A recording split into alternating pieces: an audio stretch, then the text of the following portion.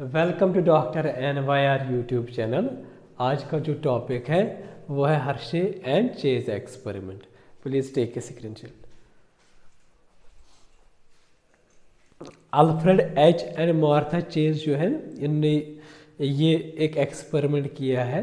तो एक्सपेरिमेंट इनने क्या किया है, इनको ये आइडेंटिफाई करना था जो जेनेटिक ट्रांसमिशन जो होता है या जो प्रिंसिपल ट्रांसफॉर्मेशन जो होता है वो प्रोटीन से होता है या DNA से होता है।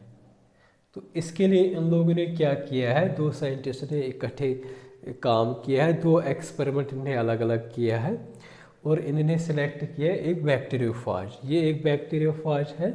बैक्टीरियोफाज का मतलब क्या होता है, ऐसा वायरस जो बैक्टीरिया को इन्फेक्ट करता है। तो यहाँ पे उन्होंने लिया है बैक्टीरियोफाज, ठीक है ना। तो बैक्टीरियोफाज अगर हम देखेंगे ये बना होता है प्रोटीन कोट का। ये पूरा बाहर का जो होता है ये प्रोटीन कोट है और अंदर जो होता है ये DNA होता है। इस बैक्टीरियोफाज का जो जेनेटिक मटेरियल है वो है DNA। तो ये एक एक्सपेरिमेंट उन्होंने किया। तो इसके साथ इन्होंने क्या किया, एक बैक्टीरिया लिया। बैक्टीरिया का नाम है E. coli। ये है E. coli।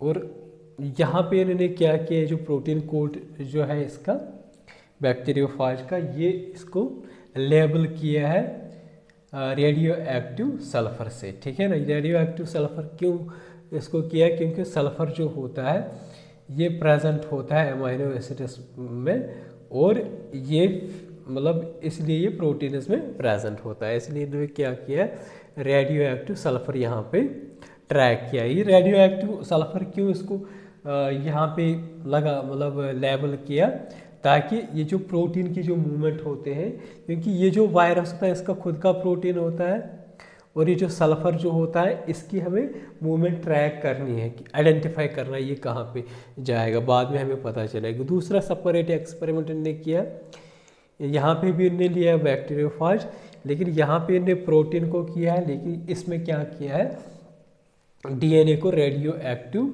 फास्फोरस से लेबल किया है। यहाँ पे फास्फोरस क्यों किया, क्योंकि DNA में फास्फोरस प्रेजेंट होता है, फास्फेट ग्रुप प्रेजेंट होता है। तो यहाँ पे DNA को लेबल किया as a radioactive phosphorus.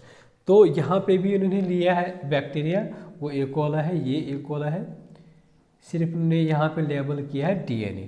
तो इसके बाद क्या किया है, इस E. coli के साथ इन्होंने इन्फेक्शन हो गया इसमें। तो जब यहाँ पे इन्फेक्शन हुआ है तो बहुत सारे जो वायरस जो होता है ये मल्टीप्लाई करेगा। क्या करेगा, मल्टीप्लाई। ये अपना DNA इसमें इंसर्ट करके बहुत सारे बैक्टीरियोफाजेस मल्टीप्लाई करेगा, ठीक है ना। तो सेम यहाँ पे भी करेगा ये मल्टीप्लाई। इसके बाद क्या करेंगे, ब्लेंडिंग। ब्लेंडिंग का मतलब क्या होता है, जो यहाँ पे इस सरफेस पे कोई अगर बैक्टीरियोफाज प्रेजेंट होगा, ब्लेंडिंग एक इंस्ट्रूमेंट में किया जाता है, उसमें ये मिक्सचर जो होता है इसको रखा जाता है। तो फिर क्या होता है, ये कोई भी सरफेस पे कोई बैक्टीरियोफेज होगा इस E. coli का, वो हटेगा, जो अंदर होगा, जो भी चीज़ वो अंदर होगा वो अंदर ही रहेगा। इसके बाद क्या है नेक्स्ट स्टेप, ब्लेंडिंग के बाद क्या करते हैं, सेंट्रीफ्यूगेशन। सेंट्रीफ्यूगेशन टेक्निक होता है जिसमें सेंट्रीफ्यूगल फोर्स अप्लाई होता है और सेंट्रीफ्यूगल फोर्स अप्लाई हो जाता है।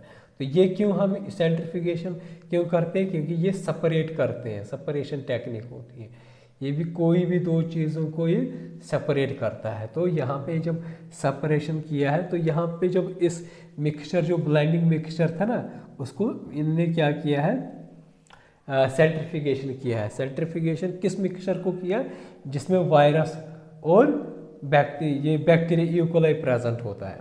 तो सेंट्रीफ्यूगेशन के बाद जब हम देखते हैं इसको निकालेंगे तो दो चीज़ें हमें दिखेंगे।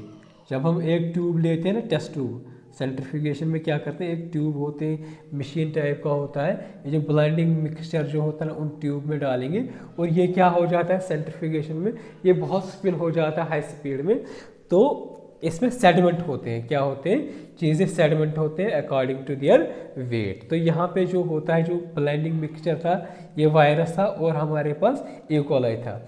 तो जो सेडिमेंटेशन हो जाएगी, जो हैवी वाला होगा वो कहाँ पे सेडिमेंट हो जाएगा, नीचे। जो इसके लाइट वाला होगा वो कहाँ पे हो जाएगा, वो ऊपर सेडिमेंट, मतलब कम वेट वाला ऊपर होगा और ज़्यादा हैवी वाला नीचे होगा। तो ऊपर क्या आएगा हमारा, वायरस, ठीक है ना।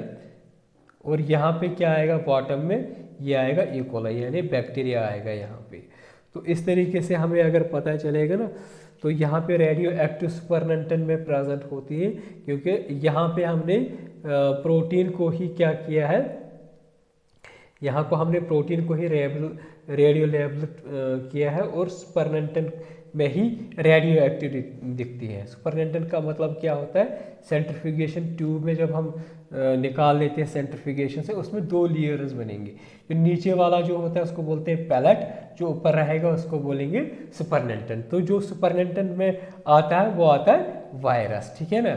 और जो नीचे आएगा वो क्या रहेगा, वो रहेगा इकोलाई, क्योंकि इकोलाई बैक्टीरिया से वायरस से बड़ा होता है, ज़्यादा हैवी होता है, इसलिए वो बॉटम में सेटल डाउन हो जाए। तो इसको हम बोलेंगे पैलेट। क्या बोलेंगे इसको, पैलेट। तो यहाँ पे अगर हम रेडियो एक्टिविटी देखेंगे वो वायरस में होगा, किस में होगा, वायरस। तो इससे हमें पता चलता है जो इकोलाई जो है ना, यहाँ पे प्रोटीन इसमें एंटर नहीं हुआ, प्रोटीन यहाँ पे इकोलाई में नहीं हुआ एंटर, इसके अंदर सेल के अंदर प्रोटीन एंटर नहीं हुआ। इसीलिए जो रेडियो एक्टिविटी जो हमें दिखी है वो कहाँ पे दिखी है, हमें सुपरनेंटेन। अगर यहाँ पे प्रोटीन इसके अंदर मतलब चला जाता है इकोलाई के अंदर, तो रेडियो एक्टिव हमने प्रोटीन को लेबल किया है ना, तो हमारा जो पैलेट होता है इकोलाई में रेडियो एक्टिविटी दिखती है। लेकिन रेडियो एक्टिविटी कहाँ पे दिखी है, इस सुपरनेंटेन में। तो सुपरनेंटेन में लाइट वाला कौन आएगा, कौन होगा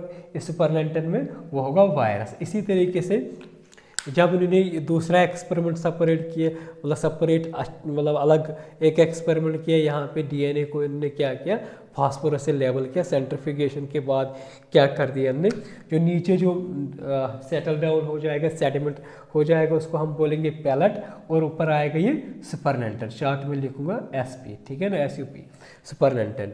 तो यहाँ पे अगर हम देखेंगे, यहाँ पे हमने रेडियो एक्टिव लेबल फास्फोरस से किया डीएनए को, तो अगर हम देखेंगे पैलेट में क्या होगा, पैलेट में ही डीएनए होगा, ठीक है ना, पैलेट में डीएनए होगा। तो ये जो डीएनए होगा ये किस में प्रेजेंट होगा फिर, इकोलाई, क्योंकि नीचे जो होगा हैवी वाला प्रेजेंट होगा। इस पैलेट में कौन प्रेजेंट होगा, बैक्टीरिया, और ऊपर कौन होगा हमारा, वायरस, ठीक है ना। तो वायरस ने यहाँ पे रेडियो एक्टिविटी नहीं दिखाई है, तो रेडियो एक्टिविटी किसने दिखाई है यहाँ पे, इकोलाई ने। तो इसका मतलब क्या होता है, ये जो डीएनए जो होता है हमने इसको रेडियो एक्टिव लेबल्ड किया है, तो ये सीधे ट्रांसमिट हुआ, ट्रांसफॉर्म हुआ किसमें, इकोलाई में। इसीलिए जो इन्होंने क्या बोला है, वायरस में यहाँ पे ये जो सुपरनेंटेन यहाँ पे वो एक्टिविटी, रेडियो एक्टिविटी नहीं पाई गई, लेकिन किसमें पाई गई, पैलेट में। पैलेट में कौन आएगा, इकोलाई। तो इस तरीके से जो यहाँ पे डीएनए जो होता है, यहाँ से इन्फेक्शन करने के बाद जो इसका डीएनए जो होता है इस बैक्टीरियोफेज का, वो इकोलाई में चला गया, ट्रांसफॉर्म गया है इसमें, है ना। तो इस तरीके से जब हम देखेंगे जो डीएनए जो होता है, इन्होंने बोला है डीएनए ही जेनेटिक मटेरियल है, न कि प्रोटीन है, क्योंकि यहाँ पे रेडियो एक्टिव पैलेट में आई गई, तो पैलेट में क्या होगा, इकोलाई। मतलब इससे हमें क्या पता चलता है, डीएनए इकोलाई में आ गया, और जिसकी वजह से वो हमें किस तरीके से पता चला है, जो हमने डीएनए ऑलरेडी फास्फोरस से, रेडियो एक्टिव फास्फोरस से हमें लेबल किया है। तो इस तरीके से हमने बोला डीएनए ही है ऐसा जेनेटिक मटेरियल, ना कि प्रोटीन है, ठीक है ना, ना कि प्रोटीन है। लेकिन बाद में इसमें कुछ और आए हैं ऑब्जेक्शंस, क्योंकि अगर हम देखेंगे बहुत सारे वायरसेस जो होते हैं जिनका डीएनए जिनका जेनेटिक मटेरियल जो होता है वो डीएनए नहीं होता है, उनमें क्या होता है, RNA. For example tobacco mosaic virus है, या अगर हम देखेंगे कोविड डिजीज जो होता है उसका जेनेटिक मटेरियल भी आरएनए होता है। तो इनका जो कुछ ऑब्जेक्शंस आ गई, इन्हें यहाँ पे बोला ये जो प्रोटीन और डीएनए जो होता है, इनमें डीएनए जो होता है ये जेनेटिक मटेरियल है, लेकिन बाद में कुछ ऐसे ऑर्गेनिज्म हो, तो वायरस या कुछ और वायरस होते हैं जिनमें क्या होता है, RNA as a genetic material. अगर आप लोगों को हमारा ये वीडियो अच्छा लगा होगा, प्लीज़ इस चैनल को सब्सक्राइब कर दीजिएगा, वीडियो को लाइक एंड शेयर कर दीजिएगा। Thank you very much.